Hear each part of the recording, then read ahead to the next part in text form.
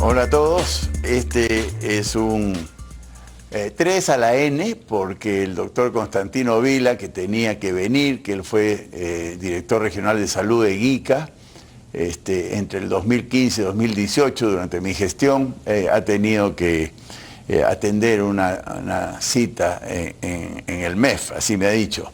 Pero me acompañan dos damas que realmente yo le debo mucha gratitud. Ica le debe a ambas mucho agradecimiento, y el Perú en general. ¿Por qué digo esto? Porque el tema de hoy es el dengue. El dengue que está fuera de control, en mi opinión, como estuvo en Ica en el año 2017, y van a escuchar cómo se pudo combatir el dengue y controlarlo y dominarlo hasta prácticamente erradicarlo. Yo creo que el Perú tiene que escuchar a los que saben, y la doctora Diana Bolívar, que fue directora del Hospital Regional de Ica, en ese entonces fue determinante en el éxito de la lucha contra el dengue, y la licenciada María Victoria Madrid Mendoza, que fue directora regional de educación en Ica en ese periodo. Y bueno, ¿qué tiene que ver la educación con el dengue? Pues mucho más de lo que todos nos pudiéramos imaginar. Y esa es la carta que no está jugando el Perú en este momento, y por eso, en mi opinión, por no jugar la carta de la educación, es que el dengue se ha desbordado. Yo quisiera recordar que en el año 2017 yo era gobernador regional de Ica, y a mí me visitó la ministra de Salud de entonces, la doctora Patricia García. Ella resulta que es epidemióloga, esa es su especialidad, y es Cayetano Heredia, así que es una persona con muy buena formación. Y cuando vino a Ica me dijo, ya perdiste, ¿no? El dengue está fuera de control en Ica, y a no ser que hagas algo extraordinario, el dengue va a seguir incrementándose año a año.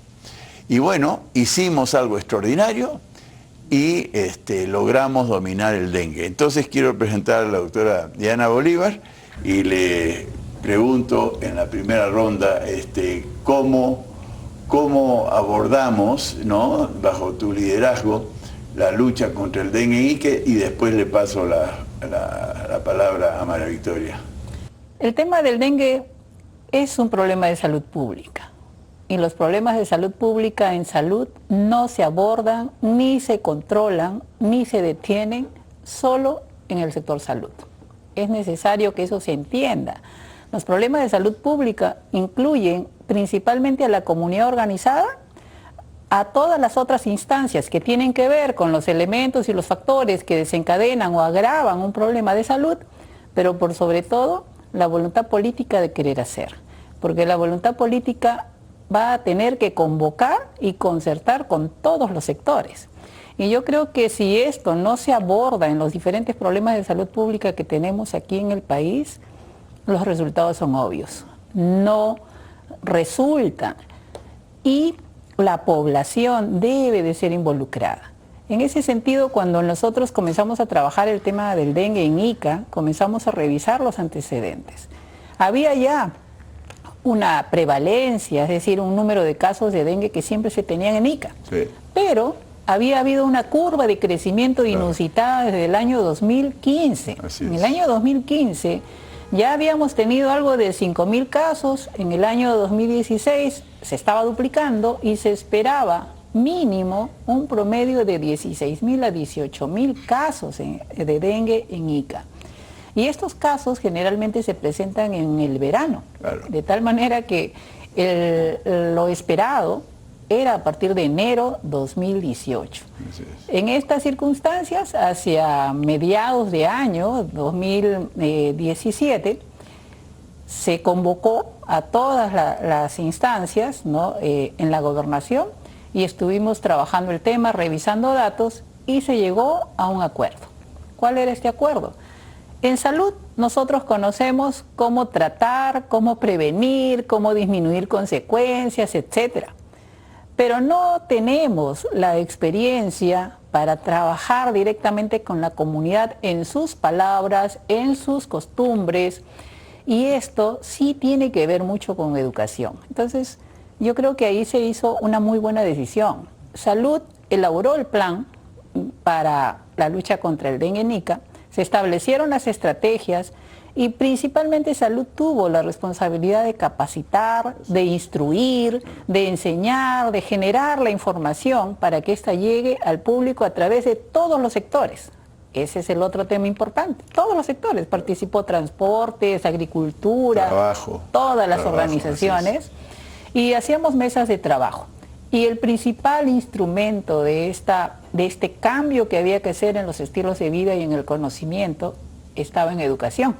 Estuvo nuestra compañera María Victoria, quien realmente fue impresionante. A mí me impresionó muchísimo porque no todas las personas se incorporan en un tema como es salud, pero era una lucha titánica porque trabajar con cambiar costumbres, cambiar estilos de vida, incorporar a los niños, jóvenes, adultos, etcétera, se tenía que ir desde el lado de la educación para cambiar hábitos, pero justamente educación fue un factor sumamente importante porque allí es donde se trabajó mucho y los resultados creo que los vimos en medio año y eso realmente es poco frecuente. Los resultados en salud para cambiar estilos de vida no se dan en medio año, pues en Ica se hizo y eso fue realmente un triunfo para el tema porque a enero del año 2018, cuando comenzamos a esperar los casos con toda nuestra batería armando en los hospitales, solo recibimos 2 casos. En enero tuvimos 2 casos. Y estos 2 casos, para mayor todavía sorpresa, ninguno era de Ica. O sea, ninguno se había contagiado en Ica. Eran 2 casos importados. Quiere decir que ya para enero fue un triunfo, ¿no? Y los detalles que lo podemos ir conversando después, pero creo que aquí María Victoria nos puede informar qué fue lo que tuvo que hacer, donde todo el aparato educativo, niños, estudiantes, padres de familia, profesores, tuvieron muchísimo que ver con esta organización. Bueno, ya lo has dicho, ¿no? Fue un éxito, pero sobre todo fue una sorpresa extraordinaria, ¿no? Porque si los epidemiólogos, como la ministra de Salud entonces, me dijo, está fuera de control, todos los años vas a duplicar la cantidad de casos y no hay nada que hacer sino a no ser que hagas algo extraordinario. Y bueno, lo ha dicho Diana, hicimos algo extraordinario en donde los niños fueron los héroes del momento en Ica en aquel entonces. Cuéntanos cómo hiciste para transmitirle a los niños, que eran 200.000, 250.000 que salieron y literalmente vencieron al zancudo transmisor del dengue, ¿no? María Victoria. Sí, ingeniero Fernando, siempre un gusto estar aquí con usted, Dianita. Definitivamente esto parte por un tema de voluntad política, ingeniero. Cuando la ministra llega de salud a la región Ica y conversa con usted quedó súper sensibilizado como autoridad, primera autoridad, y es usted como gobernador quien nos convoca. Preocupado por esta situación nos llamó a todos. Yo recuerdo que acudimos a esa sesión de trabajo donde las cifras pues eran alarmantes de los números, cómo iba creciendo en la región. Y como bien lo dice Diana, pues estaba jugando solamente salud y era un tema que nos convocaba a todos por salud pública, ¿no? de intervenir todos, ¿no?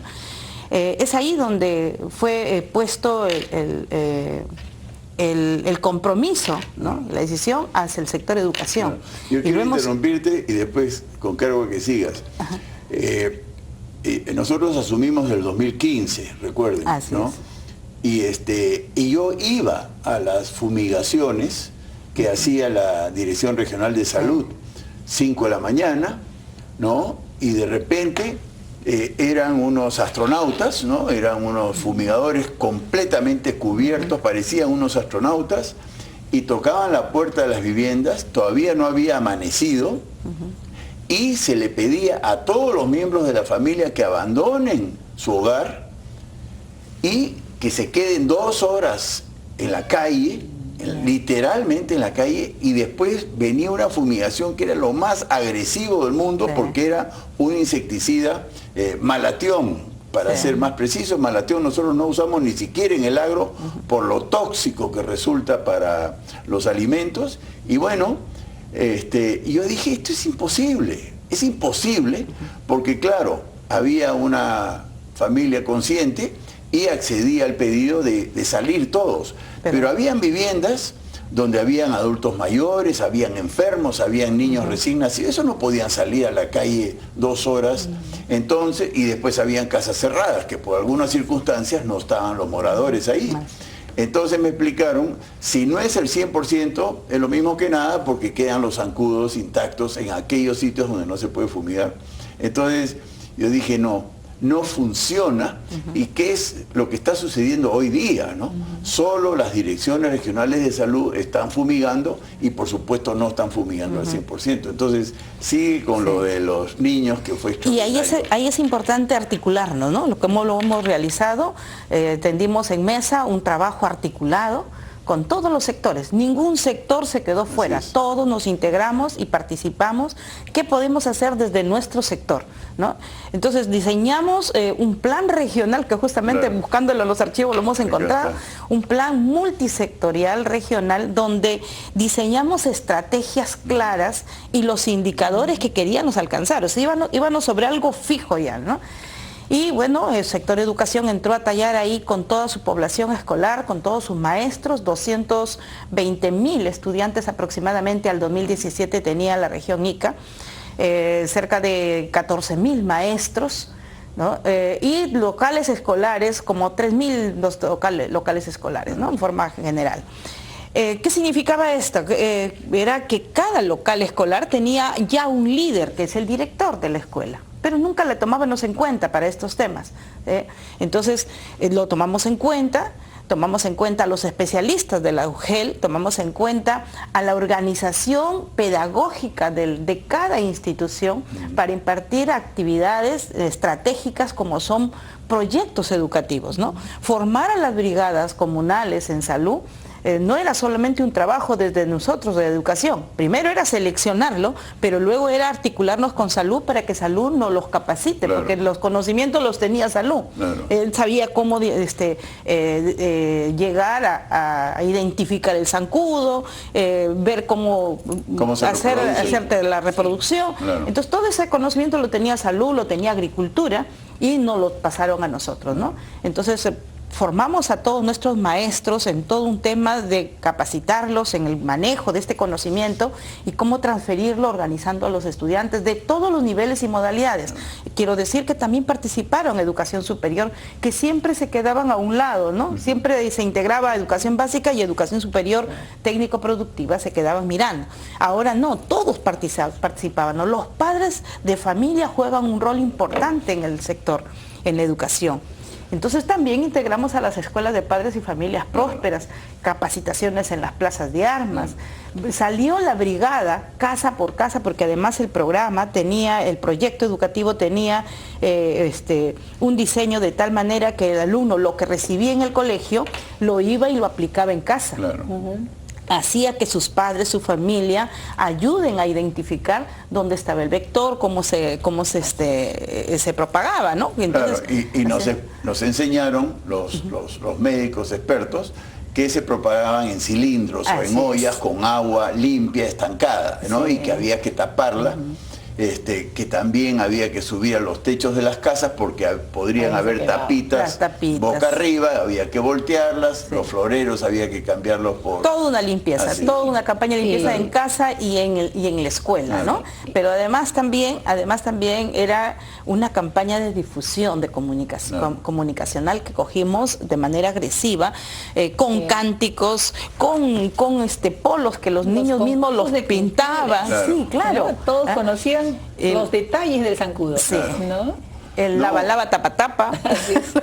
Habían efectivamente eslogans, lava, lava, tapa, tapa, y los niños marchaban por las calles y coreaban los eslogans. Teatros con el zancudo. Hubo teatro, hubo pintura, hubo poesía. Todo música. relacionado a la mejora de aprendizajes, además, porque no solamente combatimos al zancudo, sino que también logramos mejorar los aprendizajes, los la concursos comprensión. entre los vecinos, ¿no? Claro. Que era que los niños decían, a ver, ¿quién involucra a más personas? Claro. O sea, fue todo un movimiento, Sí.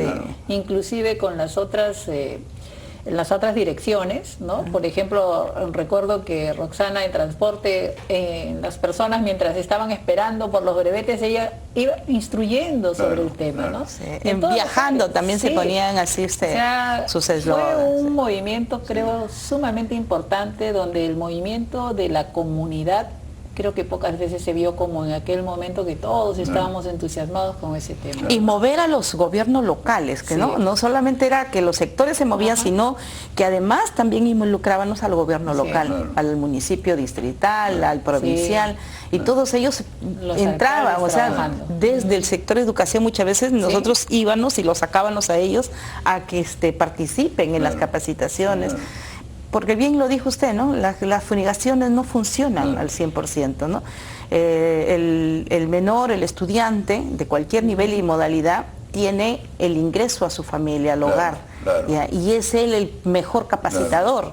Si Hubo lo este llevando... problema que lo vemos ahora, por ejemplo, lo que se mencionó hace un momento, casas cerradas, o sea, Claro. o las personas que no quieren que ingresen a sus casas a fumigar.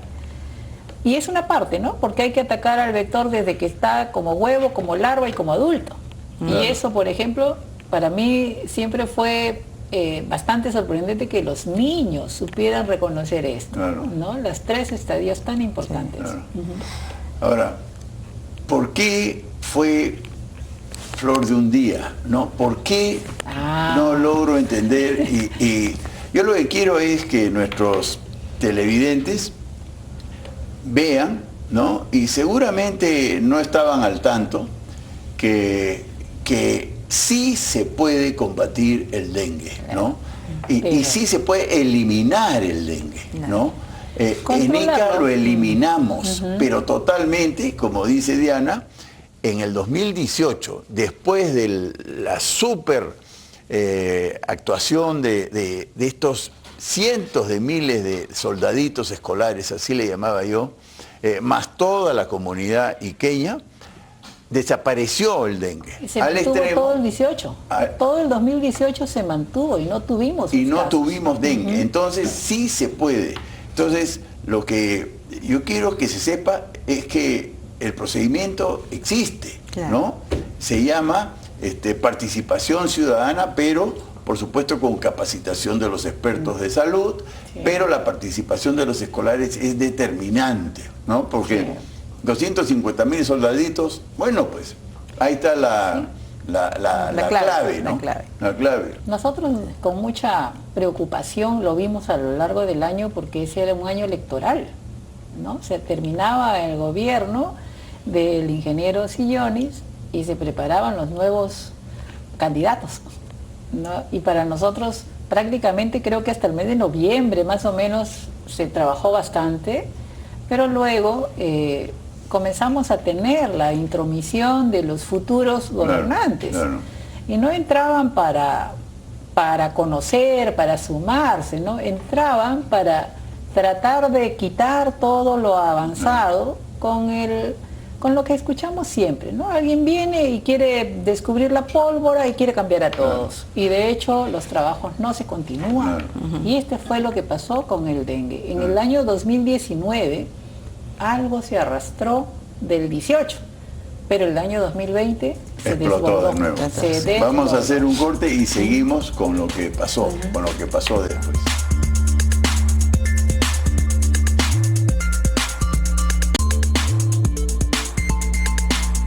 Bueno, Diana, nos estabas diciendo, después vino el cambio de gobierno regional y tú ya percibías desde salud, y yo también, desde el gobierno regional, que venían con un hambre de corrupción, ¿no? De aprovechamiento típico, ¿no? De usar el cargo para otros fines en vez de servir a la población, y al extremo que se fueron ustedes. Por supuesto yo tenía que irme, yo sí tenía que terminar el mandato el 31 de diciembre del 2018, eso es clarísimo, del 15 al 18 son los 4 años de gestión regional, pero ustedes son gerentes, directores, ¿no? Con resultados extraordinarios en materia de salud, en materia de educación, y viene mi sucesor, Javier Gallegos, y él me adelantó,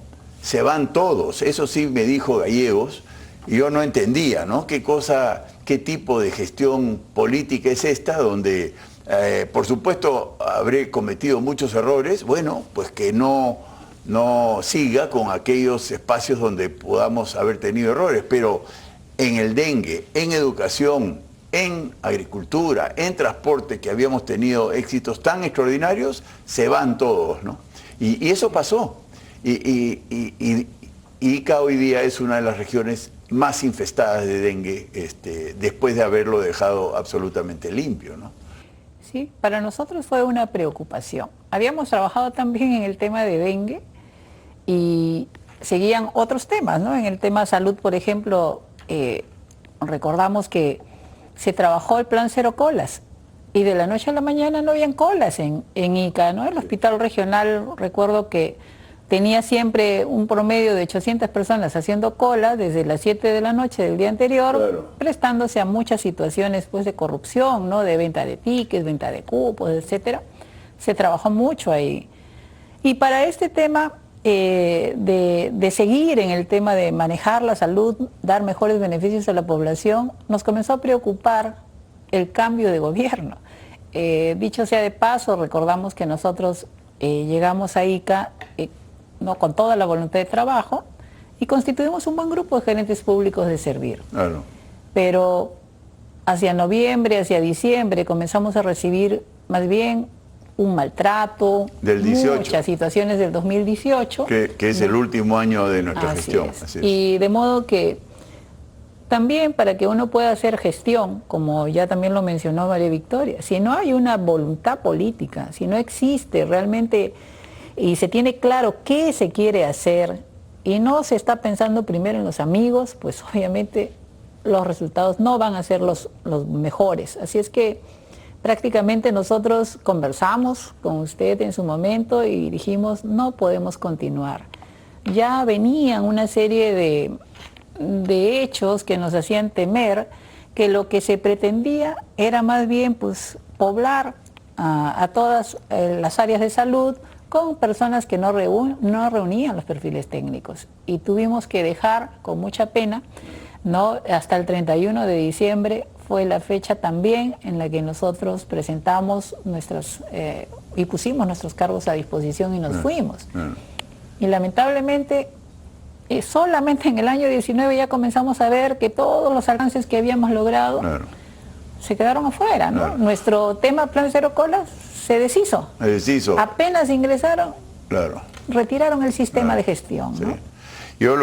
Mi conclusión, y eso lo tienen que saber todos los peruanos, es que el problema de salud, el problema de educación, el problema del Perú es mucho más moral que presupuestal, ¿no? Es mucho más ético que normativo, ¿no? Y no queremos reconocerlo, ¿no? Lo primero que llegó a mis oídos cuando se fueron ustedes, y yo también, por supuesto, fue la venta de puestos en los hospitales, ¿no? En el hospital regional. Y ojo, el logro del Cero Colas se logró en los 6 hospitales de la región, en el de Nazca, en el de Palpa, los 2 de Ica, que es regional y Socorro, en el de Pisco y en el de Chincha. Entonces sí fue un logro extraordinario en materia de atención a la ciudadanía, porque esas colas de amanecida son muy crueles, ¿no? No puede ser que una persona enferma o accidentada o adolorida tenga que pasar una noche en vela para ver si eran tratados Y bueno, eso es lo que la doctora Diana Bolívar corrigió y varios otros médicos estupendos en Ica también, ¿no? Constantino, qué pena que no ha venido, pero él logró en el Socorro hacer lo que hicimos en los 6 hospitales y los directores de todos los hospitales estuvieron a la altura de las circunstancias. Pero en educación también había mucha corrupción, ¿no? Y mira tú lo que se puede lograr cuando hay decencia, cuando hay integridad, cuando hay honestidad y cuando hay compromiso, ¿no? Cuéntanos cómo corregiste tú el tema de la corrupción en educación, que también es atroz. El sector de educación es un sector muy sensible y muy grande, ¿no? Definitivamente ahí hay un problema, los perfiles profesionales y técnicos que tiene el personal. Nosotros, gracias a usted, a su voluntad política y su buena decisión, dio el respaldo total para que nosotros trabajemos sin ninguna presión, ¿no? De naturaleza, de amicalidades, ¿no? Entonces tuvimos esa tarjeta de técnica para actuar. Y nuestro equipo fue equipo técnico, seleccionado con concursos públicos, transparentes, donde participaba la Defensoría, concursos donde hacíamos las adjudicaciones abiertas, de amanecidas. En un día entregábamos el acto resolutivo, adjudicábamos y entregábamos el acto resolutivo.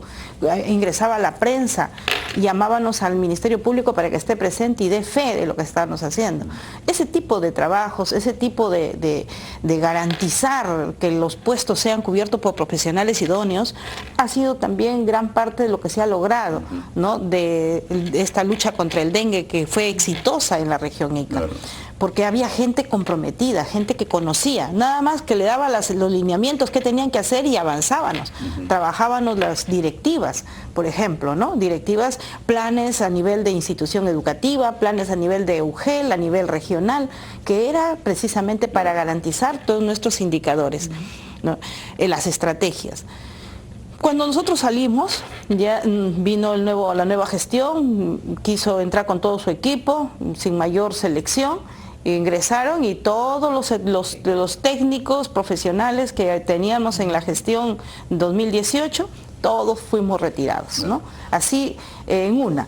Toda nuestra organización, que venía siendo liderada por los equipos técnicos, definitivamente, al llegar nuevo personal no calificado, no sabía por dónde actuar, y todo eso se ha ido cayendo. Teníamos a la Sinfónica, ¿recuerda usted?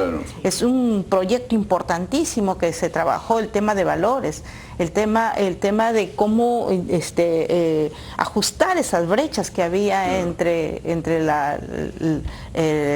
los aprendizajes de nuestros estudiantes, ¿no? La discriminación social que había. Todo eso se trabajó en este programa. Pero la nueva gestión no le pareció y comenzaron a hacer el cambio, vinieron personas que no conocían y todo eso se ha venido abajo. Los programas, todos los programas, 25 programas que dejamos implementados, todos los programas, algunos les cambiaron de nombre, pero no supieron cómo hacerlo, cómo seguirlo, y se han venido abajo. Hoy Ica se ha quedado pues desfavorecida de todos estos programas importantes, y las consecuencias están ahí. Ya no se trabaja el tema de la lucha contra el dengue desde el sector educación. A pesar de que tenemos que todas las directivas, por eso yo decía, este plan multisectoral existe. En la región Ica existe este plan para poderlo buscar en los archivos y activarlo, porque se trata de la salud pública, se trata de la salud de toda nuestra población. Hay que activarlo y hay que articularnos con todos los sectores, especialmente educación y salud juega un papel. Pero no solo en Ica, no se activa. A nivel nacional. Pero sí, también, disculpen ahí el tema, que no hemos mencionado. El Aedes aegyptis es un vector común para otras enfermedades, de tal manera que cuando uno controla también el dengue, también se controlan otro tipo de infecciones, ¿no? Como el Zika y el chikungunya, ¿no? Entonces también esto era beneficioso para nosotros, sobre todo en el tema del Zika, que puede afectar a las gestantes y traer anomalías en el nuevo bebé. Entonces, este tipo de experiencias que han sido incluso hasta documentadas, yo creo que es un gran error que el gestor no lo vea, ¿no? Ahora, Gallegos está preso, ¿no? El que las destituyó a ustedes, ¿no? Y trajo su gente, está preso por corrupto, ¿no? En realidad el hilo de la madeja se empezó a desenredar por la Dirección de Transportes. Rosana Vera, que fue nuestra directora de Transportes, como verán hay hubo muchas mujeres en la gestión de Ica y la verdad que no me arrepiento para nada. Rosana Vera puso orden en Transportes y Gallegos ha caído por la mafia de los brevetes, al mismo estilo de Vladimir Cerrón en Los Dinámicos del Centro en Junín, ¿no? Pero de eso no se trata, pues, ¿no?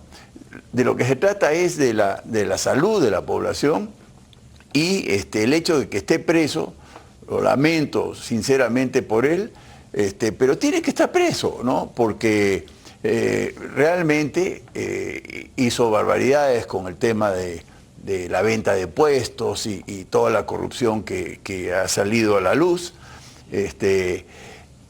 Sin embargo, quiero que comenten a lo que se enfrenta un peruano que quiere servir a través del Estado, el tema de las denuncias.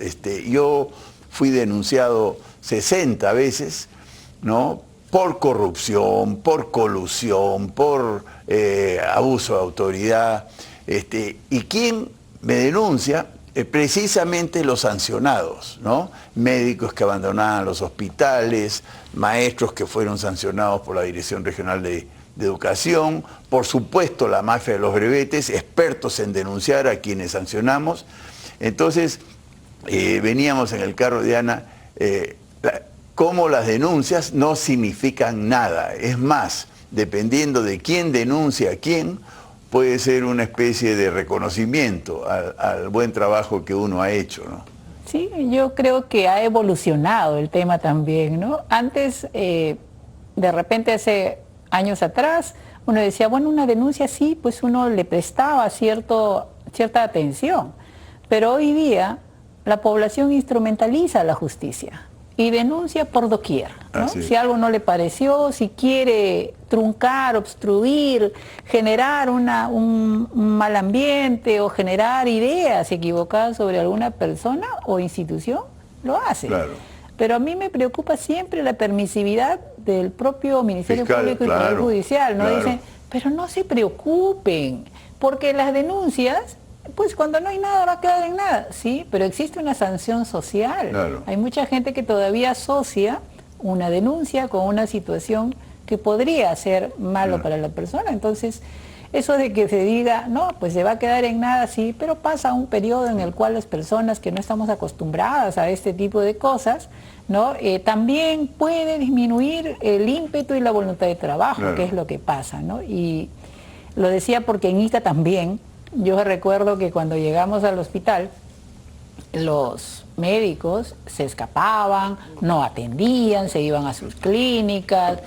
Había una serie de situaciones malograban los equipos. Irregulares, sí, malograban los equipos y se llevaban los medicamentos, ¿no?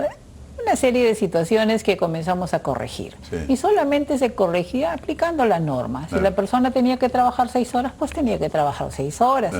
Sin embargo, estas personas que están acostumbradas, ¿no?, a este tipo de cosas lo asumen como que es algo que tiene que ser cortado porque les cortan sus intereses. Entonces, inmediatamente, junto a alguien que está insatisfecho por sus intereses personales, hay un llamado periodista o comunicador, hay alguien del Ministerio Público, alguien del Poder Judicial, alguien de Contraloría o de otras entidades que se alían para sumarse a estos temas, ¿no? Y eso fue una de las situaciones, por ejemplo, que ocurrieron en salud en Ica, ¿no? Sin embargo, ahí yo creo la prudencia y también el saberse conducir y tener mucha templanza, y que la propia administración de turno, en este caso el gobierno que usted lideraba, conocía esos temas, ¿no? Y salía a colocar las cosas en orden de tal manera. Todas esas denuncias se quedaron en nada, ¿no? Pero llamaba la atención, incluso hasta algunos colegios profesionales sumados en el tema, pero yo creo que el resultado se tiene, el resultado se puede hacer. La corrupción se puede combatir cuando existe pues un objetivo claro, cuando el equipo de trabajo está muy firme en sus temas, y una denuncia hoy en día hasta pareciera ser como un tema de decir, bueno, sí, pues estamos allí, por eso hay una denuncia. Claro, Parece que ahora cuanto más logros hay más denuncias. Claro, ¿no? claro. Sí, Efectivamente. Bueno, para no ser impreciso, ¿no? Yo puedo dar fe que el Colegio Médico defendió, ¿no?, a los médicos corruptos. La Federación Médica defendía a los médicos corruptos. Yo creo que hay que ser bien objetivos y bien francos, ¿no?, porque eso de dejarlo suelto no me gusta. La prensa, cierta prensa iqueña también es fácil de sobornar para defender la corrupción, ¿no? Ha trascendido en unas carpetas fiscales atroces que está redactando la Fiscalía en contra de Gallegos, mi sucesor, y del nuevo gobernador Roque Hurtado, que claramente identifican a cerca de 90 periodistas iqueños que claramente han sido sobornados para tapar las corruptelas de estas autoridades, ¿no? Pero, nuevamente, ¿cómo vamos a hacer? Yo sí creo que estamos haciendo bien en este programa en decir las cosas con tanta franqueza. Claro. Sin embargo, yo no veo reacción. Estoy seguro que yo voy a recibir muchos comentarios, oye, qué impresionante, cómo es la corrupción.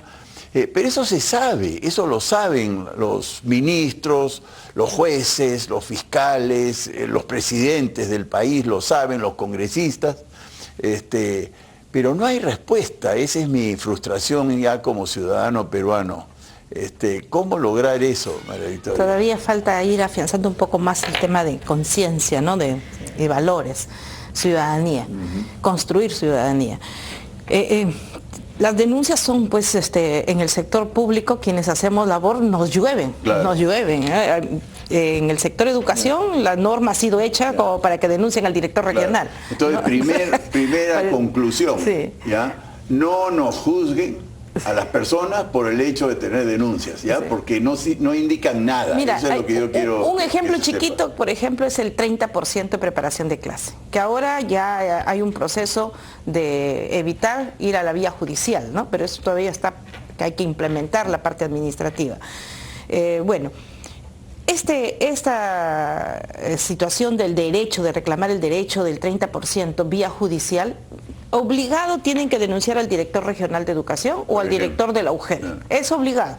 El docente que se ve que no le han entregado, no le están favoreciendo con su derecho, ¿no?, termina denunciándolo al director y se va por vía judicial. En la vía judicial le reconocen el derecho y vuelve otra vez para que se le pague. O sea, los directores todos estamos llamados, en base a esa vía judicial del reconocimiento del 30%, estamos llamados a ser denunciados. Y por eso que un poquito que nos hemos acostumbrado los que somos directores regionales ya de varias jornadas, de varios periodos, ¿no? Y lo importante es que obremos dentro del marco técnico legal. Eso es lo importante, eso te da tranquilidad. Te pueden denunciar cientos de veces, ¿ya? Te hacen perder el tiempo, sí, porque hay que ir a la fiscalía, aclarar y darle a la fiscalía todo el marco normativo en el cual hemos obrado y salimos bien, ¿no? Si haya una denuncia por abandono, por ejemplo, que lo que se da en el sector educación, abandono de puesto, muchas veces el docente llega a coordinar, a hacer su acuerdo con el director de colegio para que no le descuenten, no lo declaren en abandono, pero que le pagan al director. Eso es corrupción. Claro. Entonces, todas esas cositas se detectan, se informan, y por eso es que se aperturan los procesos disciplinarios, claro. Hay destituciones, nosotros hemos hecho destituciones, claro, de ello. Pero algo importante que hemos implementado en la gestión, ingeniero Fernando, es que se dejó una comisión de lucha contra la corrupción, una comisión de ética y lucha contra la corrupción en la Dirección Regional de Educación de Ica. En el Callao también he dejado instalada una comisión. En Piura también dejé instalada una comisión. Eso me permitió a mí como directora regional a tener mayor tranquilidad en obrar técnica y administrativamente, ¿no? Entonces ya esta comisión se encargaba no solamente de darle, de informar a la comunidad qué es una queja y qué cosa es un acto de corrupción, ¿no? La diferencia para que la población no se confunda y qué es lo que tiene que ir por la vía administrativa y qué es lo que tiene que ir por la vía de la Fiscalía Anticorrupción, ¿no? Vamos a hacer un corte y seguimos.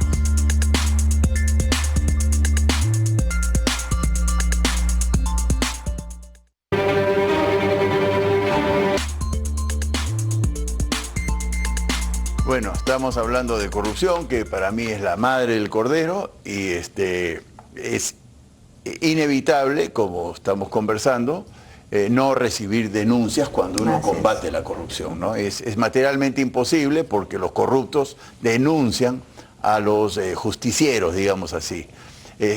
¿Cómo estás en ese aspecto en tu experiencia? Yo sé que en Ica, por supuesto que te denunciaron, el propio colegio médico, como me consta a mí, yo te acompañé, el colegio médico se puso del lado de los médicos corruptos, no tienen otro nombre. Una pena, sobre todo el de Ica, la Federación Médica también, pero tú has hecho tus siguientes servicios en Cajamarca, en Jaén, y has tenido los mismos problemas que tuviste en Ica. Exactamente, yo creo que las personas están acostumbradas a no trabajar y a buscar beneficios, ¿no?, del Estado. Con mucha frecuencia vemos de que las personas pueden ser maltratadas en la parte privada, pero están felices. Sin embargo, van al sector estatal y buscan ¿no?, otros intereses. La salud fuera de Lima se ve realmente muy afectada, ¿no? Los problemas son los mismos. Médico que abandona su servicio, médico que se va a la clínica, médico que se roba a los pacientes, etcétera. Y cuando alguien pone orden en ese sentido, inmediatamente aparecen los lobbies, ¿no? Y viene, por ejemplo, quieren mantener siempre una institución de salud desabastecida. Cuando está desabastecida, no hay medicamentos, no hay insumos de laboratorio, no está el médico, no operan, etcétera, ¿qué sucede? Se van a la farmacia de al frente, claro, se van al laboratorio, se van a la clínica, y el peruano, el ciudadano común, tiene que vender, como yo digo, hasta lo último que tiene, porque su salud es primero.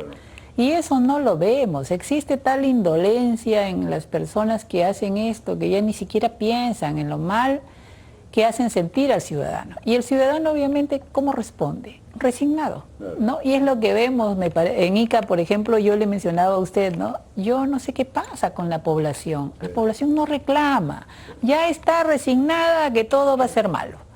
Y esto pasa en otras ciudades del país. Y yo creo que parte de esta situación, que es la que también hemos vivido con María Victoria, muy pujante en el tema, con usted mismo, es hacer que la gente recobre su voz. Y la única manera que tiene para recobrar su voz es que vea que haya una sociedad justa, que haya funcionarios, que haya los representantes del Estado que realmente se preocupen, que lo vean realmente como un ser completo, ¿no?, en el cual hay que favorecerle con todos sus derechos. La salud es un derecho, no es una situación que tenga que rogarse, es un derecho, ¿no? Y todos los que tienen, por ejemplo, el Seguro Integral de Salud, deberían de recibir sus atenciones gratuitas, porque para eso lo tienen. Sin embargo, si usted ve a lo largo de todo el país, el ciudadano paga. Claro que no es así. El ciudadano paga. Y entonces donde ni siquiera queremos hacer salud brinda los servicios para los cuales reciben el Hoy día, por el ejemplo, aporte. en el hospital de Jaén, nosotros hemos hecho que las personas no paguen un solo.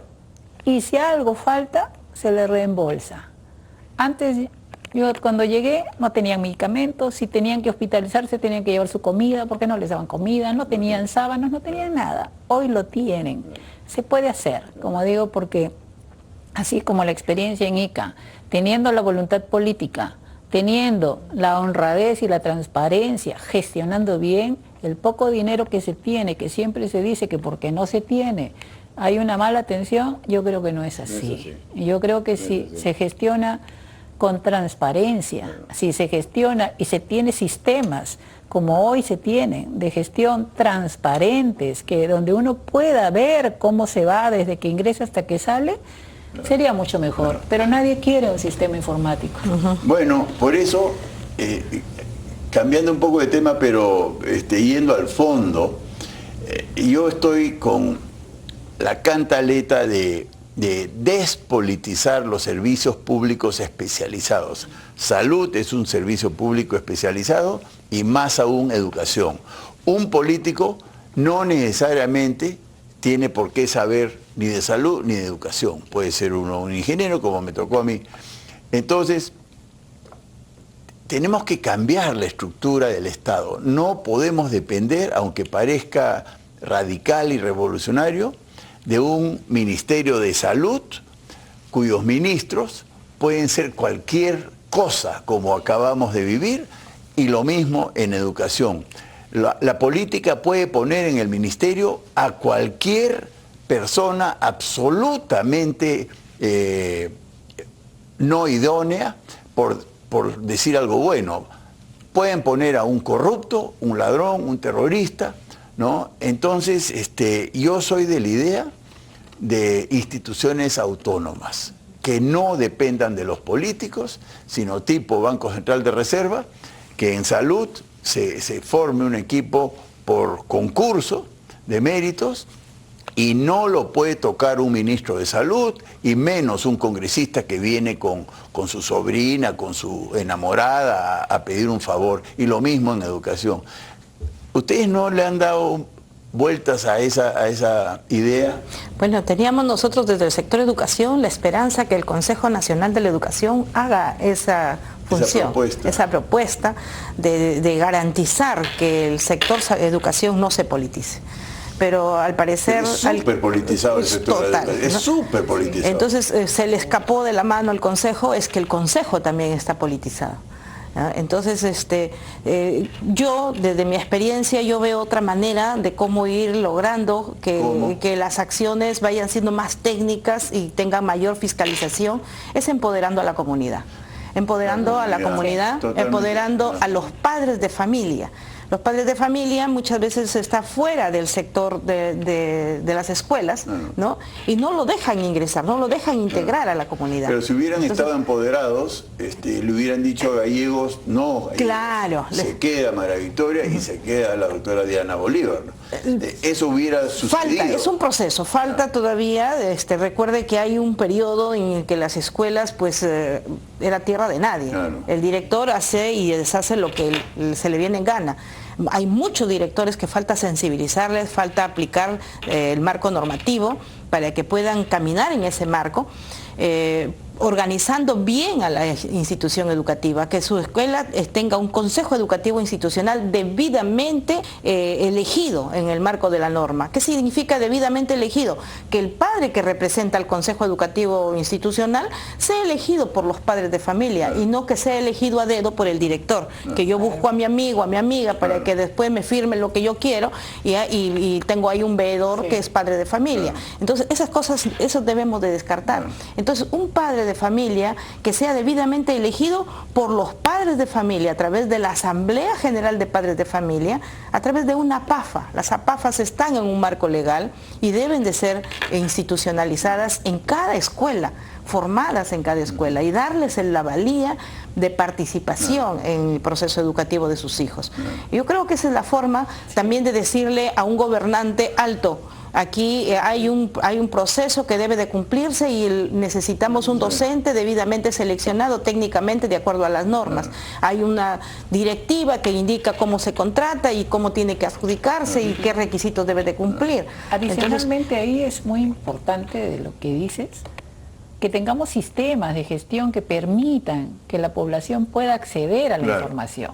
Hoy, la mayoría de las personas que quieren esconder algo no quieren tener ningún sistema que permita informarse, ¿no? Por ejemplo, nosotros siempre hemos sido, ¿no? Preocupados de tener un sistema de gestión que permita que las personas sigan, digan dónde están, qué haces, tus procesos de compra, tus procesos de selección. pero eso no lo permiten en educación y en Hay que cualquier también volver a iniciar con un proceso de supervisión. Sí. La supervisión Porque es necesaria. no deja son de los ser pues, controles. raro, ¿no? Que la población iqueña no reviente de cólera por tener casi 40 muertes por dengue con 17.000 casos, porque Ica tenía dominado el dengue. Estamos volviendo Sí, al tema que nos se ha convoca. regresado. Pero la población no reacciona. No reaccionó. Yo creo que es bien difícil reaccionar cuando tienes un gobernador abusivo, porque hay pues de los atorrantes, Muchos ¿no? Hay de temores. los bravos. Sí. Y los medios de comunicación. Y los no medios se informan. ponen del lado de la Sí. corrupción. Entonces es bien difícil, pero Y hay personas que no quieren hacerse problemas, ¿no? Entonces eso es lo que ha pasado en Ica. Bueno. ¿Por qué no siguieron con el tema de la lucha contra el dengue? Porque todas las directivas estaban dadas, Sí. ¿no? Porque tenían temor a ser despedidos, ¿no? Pero Temor también los trabajadores en del este mismo. tiempo del gobernador Gallegos, creo que han sido un par de veces que fue declarado en emergencia el dengue y tuvieron presupuesto para que pudieran implementar Claro. todas las acciones Sí. de lucha contra el dengue. Y ahora, no se hicieron. eso también me lleva a otra conclusión, ¿no? Su salud no funciona tampoco, ¿no? Que es la superintendencia que vela por los buenos Fiscalización, servicios. claro. O sea, su salud sí pudo verificar que en Ica, yo lo digo con todas sus letras, hubo una revolución moral en salud, en educación, en transportes, en agricultura, en toda la gestión. Por supuesto hay los periodistas mercenarios, como le llamamos nosotros, que nunca van a reconocer eso. Por supuesto hay los políticos que jamás van a reconocer que efectivamente combatimos la corrupción y la derrotamos en buena cuenta, ¿no? Sin embargo, no funcionan las instituciones que debieron, Sí. empezando por Contraloría, ¿no? Con todo el respeto que le tengo al señor Nelson Schack, que me parece una persona correcta, pero no pueden combatir la corrupción con la eficacia que la población requiere. Es que ¿no? ahí, mira, por ejemplo, con el tema que ha tocado al señor Nelson, es con el tema de los perfiles, ¿no? ¿Qué es lo que está sucediendo Sí. actualmente con los gobiernos que Bueno, es una inician, buena medida, ¿no? Pero muchos de los gobiernos entrantes, ¿no? Han entrado con personal que no tienen los perfiles. Así Entonces la Contraloría ya lo sabe, pero le deja las recomendaciones para que corrija. Bueno. ¿Ah? Entonces no hay una decisión firme, ¿no? De que pueda el hacerse. mismo Ministerio de Salud, digo yo, ¿cómo es posible que el Ministerio de Salud, que sabe que en Ica se eliminó el dengue en el 2017, ¿no? Y el 18 no hubo dengue, No hubo, claro. no hubo, ¿no? Y que lo dejamos todavía para el 2019 y que después la corrupción hizo que volviera el dengue? ¿Cómo es posible que el Ministerio de Salud no sea capaz de sancionar, amonestar, advertir esa Sí. clamorosa falta de gestión, ¿no? Es un tema que creo que pasa en todas las entidades, pero en especial salud y educación, que son tan sensibles con el tema de la comunidad, Y tan debe de ser más especializada, ¿no? exigente Claro. la supervisión, el monitoreo y las sanciones que hubieran cuando no se hacen las cosas como deben hacerse. Debe ser lo que está pasando con el sector educación, ¿no? El sector educación a las regiones las deja actuar, Sí. ¿ya? Como están haciendo. Al contrario, ellos quieren aprender de lo que hacen para ellos tenerlo como experiencia, ¿no? Pero que venga un consejo desde el Ministerio de Educación, mira, una recomendación, esto se hace así, no lo vamos a encontrar. Ya, pero entonces, Ajá. ¿para qué existe el Ministerio de Educación? Ah, Es que los gestores no tienen el perfil técnico. Así es. Claro. Y si no tienen el perfil técnico, tampoco No. van a querer que las ¿Qué ha regiones se pasado? puedan La mejorar. descentralización. Se ha delegado en regiones la gestión de la salud y educación. Pero el Ministerio de Educación y de Salud siguen tal cual, Claro. con la misma cantidad de funcionarios, haciendo nada, ¿no? Entonces, bueno, realmente yo estoy infinitamente agradecido por lo que hicieron en Ica en su momento, ustedes y todos los que me acompañaron, y igualmente agradecido por haber venido a este 3 a la N, que debió ser 4, y hubiéramos escuchado palabras similares en el caso del doctor Vila, pero yo lo que quiero es que mis compatriotas tomen conciencia que no es solo el descaro moral, ¿no?, de de la coima, de la venta de puestos, del robo de medicamentos, de cobrarle a los padres de familia para aprobar a sus hijos. Sí. Todo eso es indignante. Pero peor aún es la crueldad que está detrás de la corrupción, que es el maltrato cruel, valga la redundancia, a la ciudadanía. Tenemos dengue por corrupción en Ica, ¿no? Y por extensión tenemos dengue en el Perú por corrupción. Yo estoy seguro que una buena gestión de salud, donde los buenos funcionarios, expertos en salud pública, permanezcan por méritos propios y no sean peloteados como suele ocurrir. Y lo mismo, por supuesto, con los docentes, los directores, ¿no? Si el mérito estuviese imperando en nuestro país, y no ocurre por corrupción, porque uno pone a sus amigos, es que la educación está tan mal en el Perú y peor aún la salud, ¿no? Este es un tema de dignidad, ¿no? Yo sí quisiera ver a la población peruana mucho más reaccionaria al maltrato de los malos funcionarios públicos, sobre todo en salud, dado que estamos viviendo este drama. Y en todos los ámbitos, ¿no? La nutrición, la desnutrición, por ejemplo. La desnutrición es un escándalo. Así es. El HIV, tuberculosis, el tema de, en su momento, COVID. Fue otro tema importante, Claro. ¿no? Donde también hubo problemas en el manejo. De corrupción. Sí. Así es. La primera infancia también, primera infancia, los programas no escolarizados, aprendizaje. que sigue siendo todo un tema de... El Estado nos tiene que servir. No puede ser que el Estado se sirva de nosotros. Así es. Eso es lo que está pasando. Bueno, mil gracias. Ha sido un privilegio volver a estar con ustedes después de algunos años y nunca las olvidaré por todo lo que hicimos por Ica en aquel entonces. Muchísimas gracias. Gracias a usted, ingeniero Fernando. Muchas gracias.